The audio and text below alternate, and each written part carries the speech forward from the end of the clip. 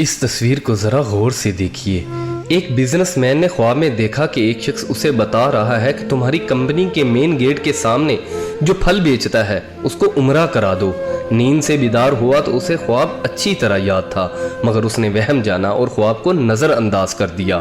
3 دن مسلسل ایک ہی خواب نظر آنے کے بعد وہ شخص امام کے پاس گیا اور اپنا خواب بیان کیا۔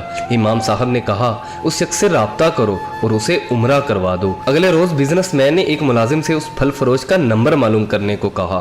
بزنس مین نے فون پر اس پھل فروش سے رابطہ کیا اور کہا کہ مجھے خواب میں کہا گیا ہے کہ میں تمہیں عمرہ کرواؤں، لہٰذا اس نیک کام کی تکمیل کرنا چاہتا ہوں۔ پھل فروش زور سے ہنسنے لگا اور کہا کیا بات کرتے ہو بھائی، میں نے تو مدت ہوئی کبھی فرض نماز ادا نہیں کی اور تم کہتے ہو کہ تم مجھے عمرہ کروانا چاہتے ہو۔ بزنس مین اصرار کرنے لگا اور اسے سمجھایا کہ میرے بھائی میں تمہیں عمرہ کروانا چاہتا ہوں، سارا خرچ میرا ہوگا۔ خاصی بحث کے بعد آدمی اس شرط پر رضامند ہوا کہ ٹھیک ہے میں تمہارے ساتھ عمرہ کروں گا، مگر میرے تمام اخراجات تمہارے ذمہ ہوں گے۔ وقت مقررہ پر جب وہ ایک دوسرے کو ملے تو بزنس مین نے دیکھا کہ وہ واقعی شکل و صورت سے کوئی اچھا انسان نہیں دکھائی دے رہا تھا۔ اس کے چہرے سے عیا تھا کہ وہ نماز کم ہی پڑھتا ہے۔ اسے بڑا تعجب ہوا کہ یہ وہی شخص ہے جسے عمرہ کرنے کے لیے خواب میں 3 مرتبہ کہا گیا۔ دونوں مکہ مکرمہ کے لیے روانہ ہو گئے۔ میقات پر پہنچے تو غسل کر کے احرام باندھا اور حرم شریف کی طرف روانہ ہوئے۔ انہوں نے بیت اللہ کا طواف کیا، مقام ابراہیم پر 2 رکعت نماز ادا کی، صفا مروہ کے درمیان سعی کی، اپنے سروں کو منڈوایا اور اس طرح عمرہ مکمل ہو گیا۔ اب انہوں نے واپسی کی تیاری شروع کر دی۔ حرم سے نکلنے لگے تو پھل فروش نے بزنس مین سے مخاطب ہوا اور کہنے لگا دوست، حرم چھوڑنے سے پہلے میں 2 رکعت نفل ادا کرنا چاہتا ہوں، نہ جانے دوبارہ عمرے کی توفیق ہوتی بھی ہے یا نہیں۔ بزنس مین کو کیا اعتراض ہونا تھا، اس نے کہا نفل پڑھو اور بڑے شوق سے پڑھو۔ پھل فروش نے اس کے سامنے نفل ادا کرنے شروع کر دیے۔ جب سجدے میں گیا تو اس کا سجدہ طویل سے طویل تر ہوتا چلا گیا۔ جب کافی دیر گزر گئی تو بزنس مین نے اسے ہلایا۔ جب کوئی حرکت نہیں ہوئی تو اسے معلوم ہوا کہ پھل فروش کی روح حالت سجدہ ہی میں پرواز کر چکی ہے۔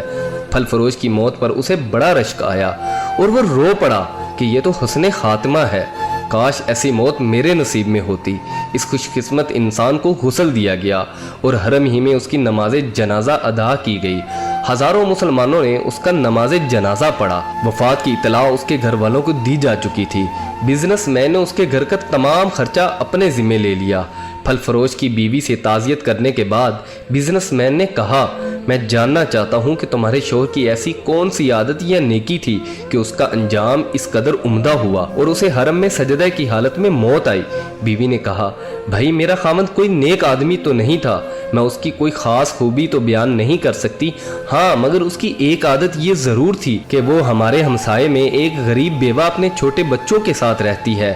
میرا شوہر روزانہ بازار جاتا تو جو چیز اپنے بچوں کے لیے کھانے پینے کی لاتا وہ اس بیوہ اور اس کے یتیم بچوں کے لیے بھی لے کر آتا اور اس کے دروازے پر رکھ کر اسے آواز دیتا اے بہن میں نے کھانا باہر رکھ دیا ہے، اسے اٹھا لو۔ یہ بیوہ عورت کھانا اٹھاتی اور آسمان کی جانب سر اٹھا کر دیکھتی اور کہتی اے اللہ رب العزت، آج پھر اس نے میرے بھوکے بچوں کو کھانا کھلایا ہے، اے اللہ رب العزت اس کا خاتمہ ایمان پر کرنا۔ زندگی تو جیسے تیسے برحال گزر ہی جاتی ہے، لیکن جس قدر ممکن ہو لوگوں کی مدد کر دیا کرے۔ سبحان اللہ۔ ویڈیو اچھی لگی ہو تو نعیم سپیریئر کو لائک کیجیے گا اور شیئر بھی کر دیجیے گا۔ اللہ حافظ۔